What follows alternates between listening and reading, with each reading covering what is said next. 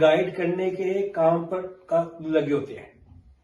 اب میں Peoples party ہو، مسلم league نون ہو، مسلم کاف ہو، یا ایم کیو ایم ہو، یا پی ٹی آئی ہو، ہر سیاسی جماعت میں ہمارے اسٹیبلشمنٹ کے پیڈ لوگ جو ہوتے ہیں نا وہ داخل ہوئے ہوتے ہیں.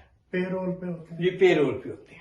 اب میں آج سے نہیں، میں بڑے شروع سے یہ بات عرض کر رہا ہوں. آپ کی زندگی گزری ہے. میں دیکھیں جی، میں 50 سال سے زیادہ میں پولیٹیکل ورک کر رہا ہوں. بہت اچھا. یعنی کہ میں آپ سے عرض کر دوں، کیونکہ میرا تعلق پاکستان پیپلز پارٹی سے ہے، لیکن میں یہاں کسی پارٹی بیس پہ بات نہیں کروں گا. ٹھیک ہے. میں جو بھی بات کروں گا بینگ ایک پاکستانی، یا جو چیزیں مجھے دکھائی دے رہی ہیں یا جو چیزیں میں محسوس کر رہا ہوں میں ان پہ بات کروں گا. جیسے آپ نے فرمایا، اب چودھری فواد چودھری ہیں، بابر ایوان ہے، اور بھی پی ٹی آئی میں فی الحال ایسے لوگ ہیں جو کئی جگہوں سے ہوتے ہوتے وہاں پہنچے ہیں، پی ٹی آئی میں پہنچے. اب چونکہ پی ٹی آئی کو باقاعدہ اسٹیبلشمنٹ نے تیار کیا تھا، اس لیڈر کے لیے انہوں نے وہ لوگ چوز کیے جو ان کے لیے کام کرتے تھے، نہ کہ ملک کی بہتری کے لیے یا پارٹی لیڈر کی فیور کے لیے بات کر رہے تھے. آج جہاں پی ٹی آئی پہنچی ہوئی ہے اس میں بہت سارا رول جو ہے نا 3 آدمیوں کا ہے. ایک میری ذہن کے مطابق ایک بابر ایوان ہے جو کہ آئی ایس آئی کا وکیل ہے، ایڈوکیٹ ہے، لیکن وہ تھرو آؤٹ اس کی ساری وکالت جو ہے نا آئی ایس آئی کے حوالے سے ہے. جو بھی آئی ایس آئی کا کیس ہوتا ہے اس کا وہ پروسیڈ کرنے والے وہ ہے. سیکنڈلی چودھری فواد ہے.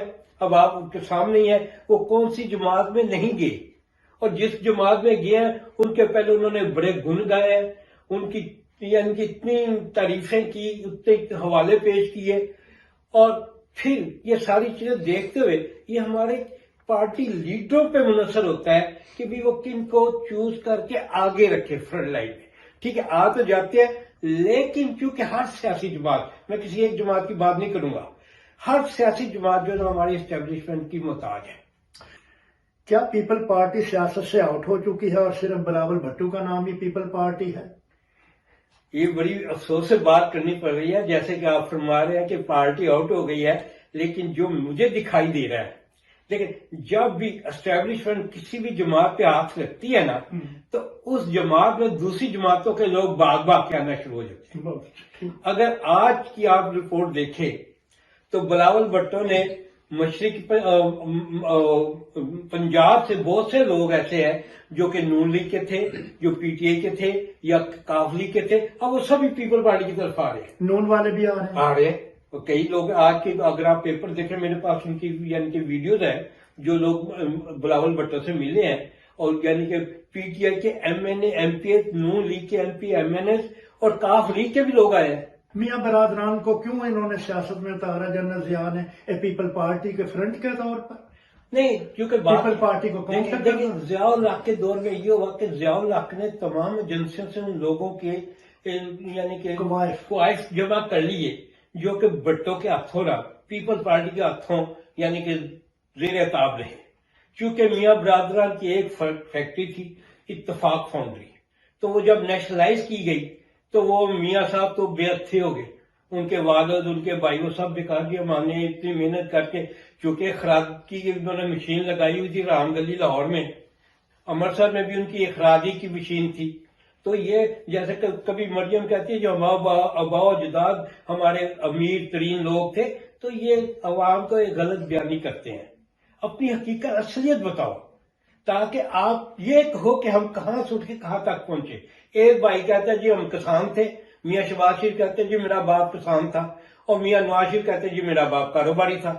تو دونوں بھائیوں کا اپنے باپ پہ متضاد بیان جو ہے نا یہ بتاتا ہے کہ ان میں کتنی قابلیت ہے، کہ ان میں کتنی ذہانت ہے، اور وہ کن باتوں. اور اسی بات پہ میں آتا ہوں، عمران خان صاحب جو ہے ماشاءاللہ بڑے ہائیلی کوالیفائڈ ہے، لیکن ان میں نا ایک ویژن نہیں ہے.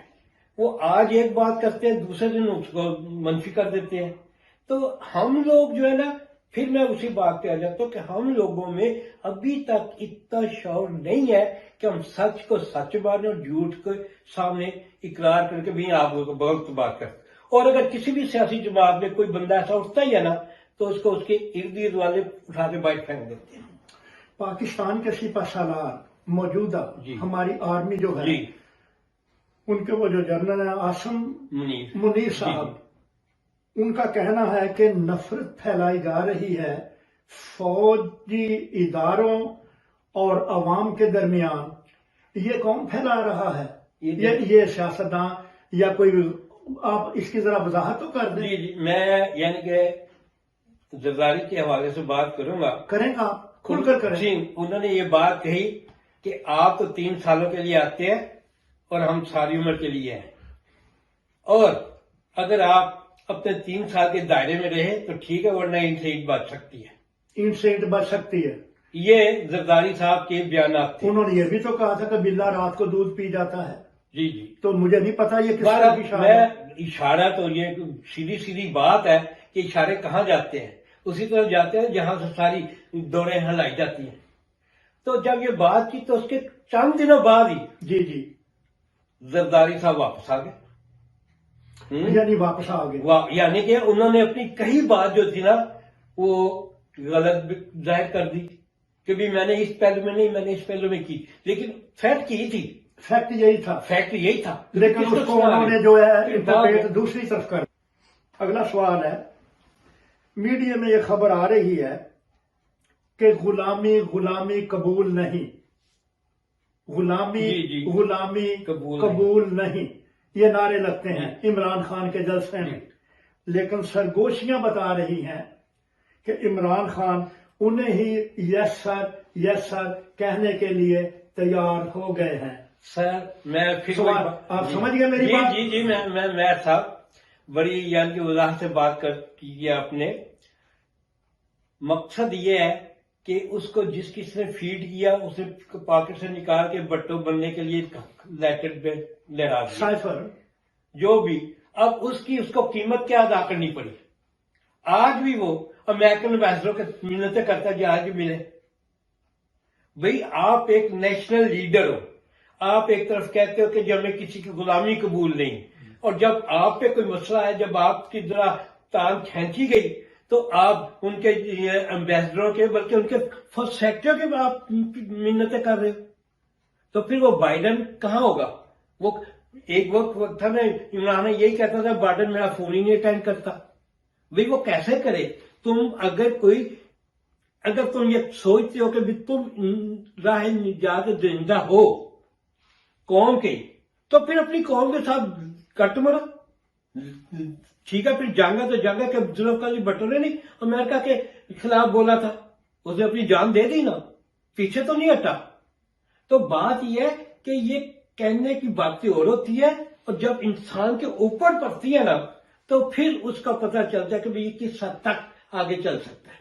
دیکھیں بات یہ کی جاتی ہے کہ جی خوف کے پہلے ہٹا دو، خوف کے پہلے ہٹا دو. بابا آپ اپنے گھر سے نکلتے ہو 50 بندوں نے وہ سٹیل، وہ جو بلٹ پروف سٹیل ہے وہ لے کے اوپر سر پہ بالٹی رکھ کے بھی اگر تم اتنے مومن ہو، اتنے ایمان اللہ کے چاہنے والے ہو تو پھر موت سے کیوں ڈرتے ہو؟ اس سے بہتر جی مجھے قتل کر دیا. آج بھی کہا گیا کہ جی مجھے قتل کر دیا جائے گا. ایک ہوتی ہے بیماری، ایک جب بندے کے ذہن میں، بلکہ میں آپ کو 1-2 مثالیں بھی دے سکتا ہوں. ایک انڈین ایکٹریس تھی بوبی، ایک بوبی، وہ کیا بوبی نام تھا اس کا. تو وہ اس کو بھی نا ایک پرابلم پڑ گئی کہ وہ ہر وقت یہ پنکھا میرے پہ گر جائے گا، یہ ایسے ہو جائے گا، یہ ایسے ہو جائے گا، وہم. اب عمران خان صاحب کو یہ وہم ہو گیا. اور یہ دیکھیں مرنا تو ہر شخص نہیں ہے. میں اس کی بات پہ بات آتا ہوں کہ یہ کہا گیا کہ جی میرے پہ فائر کیے گئے. دیکھیں ہم لوگ پھر ناسمجھی میں آ جاتے ہیں، ہم دیوانے ہو جاتے ہیں. بے نظیر ایک گولی کا شکار ہوئی.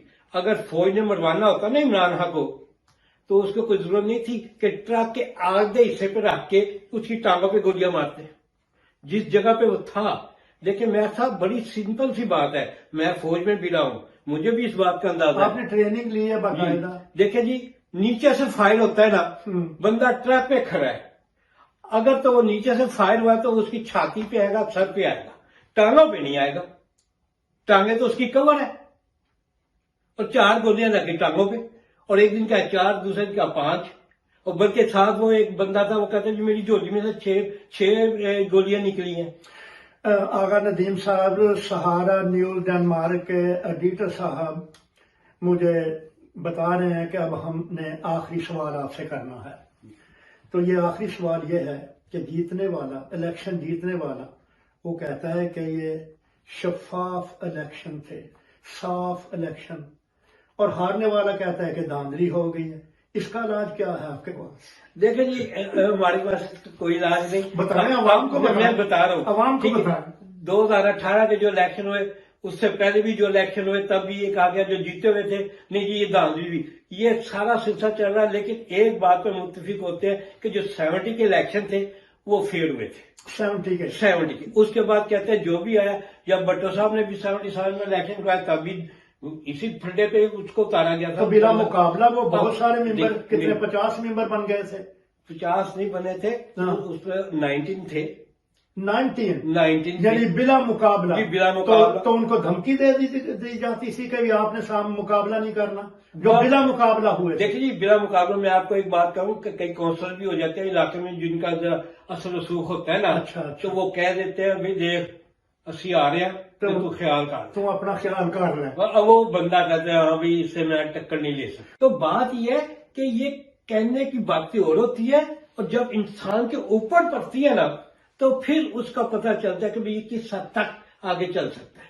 دیکھیں بات یہ کی جاتی ہے کہ جی خوف کے پہلے ہٹا دو، خوف کے پہلے ہٹا دو. بابا آپ اپنے گھر سے نکلتے ہو 50 بندوں نے وہ سٹیل، وہ جو بلٹ پروف سٹیل ہے وہ لے کے اوپر سر پہ بالٹی رکھتے ہو بھی. اگر تم اتنے مومن ہو، اتنے ایمان اللہ کے چاہنے والے ہو، تو پھر موت سے کیوں ڈرتے ہو؟ اس سے بیٹھتے جی مجھے قتل کر دیا. آج بھی کہا گیا کہ جی مجھے قتل کر دیا جائے گا. ایک ہوتی ہے بیماری، ایک جب بندے کے ذہن میں، بلکہ میں آپ کو ایک دو مثالیں بھی دے سکتا ہوں. ایک انڈین ایکٹریس تھی بوبی، ایک بوبی، وہ کیا بوبی نام تھا اس کا. تو وہ اس کو بھی نا ایک پرابلم پڑ گئی کہ وہ ہارٹ ورک تھے، یہ پنکھا میرے پہ گر جائے گا، یہ ایسے ہو جائے گا، یہ ایسے وہم. اب عمران خان صاحب کو یہ وہم ہو گیا ہے. اور یہ دیکھیں مرنا تو ہر شخص نہیں ہے. میں اس کی بات پہ بات آتا ہوں کہ یہ کہا گیا کہ جی میرے پہ فائر کیے گئے.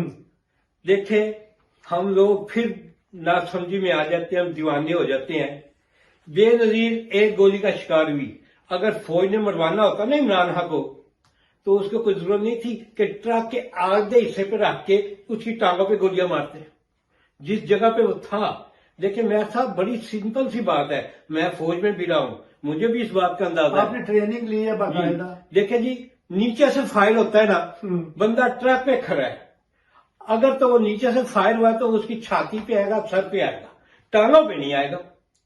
ٹانگیں تو اس کی کور ہے، اور 4 گولیاں لگی ٹانگوں پہ، اور ایک دن کا 4، دوسرے دن کا 5.